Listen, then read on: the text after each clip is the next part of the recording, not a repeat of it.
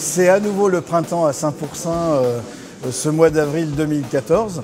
Jean-Marc, dis-nous, ce millésime 2013. On va être sur un millésime qui sera quand même structuré, qui a du fruit, un petit millésime.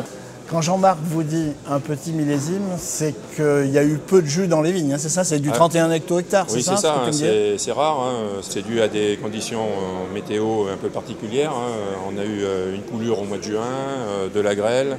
Malgré qu'on soit sur une année tardive, on a fait de belles vendanges. Et derrière, donc, on a pu faire, je dirais, des belles cuvées.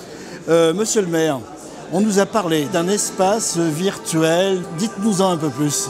Écoutez, c'est simple, hein. Je pense que Saint-Pourçain a été en avance dans le vignoble puisque c'est le premier vignoble de France et le plus ancien de France. Eh bien, il fallait être à la hauteur en mettant en 3 dimensions le contexte historique du Saint-Pourçain, les deux, c'est-à-dire que faire comprendre quelles étaient les racines, quelle a été l'évolution et à travers ça, imaginer quelle peut être la projection dans le futur. Je pense que ça doit être par ici. Bonjour.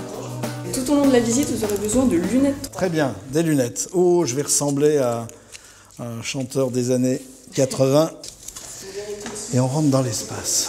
L'espace patrimoine tourisme. Espace patrimoine tourisme. C'est ce grand écran immersif qui va nous retracer toute l'histoire de Saint-Pourçain à travers l'histoire du moine Porcianus qui a donné son nom à Saint-Pourçain. Alors Camille, dites-moi où vous m'emmenez alors?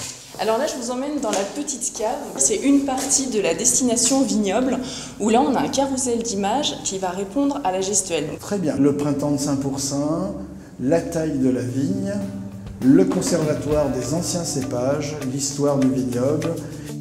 Super.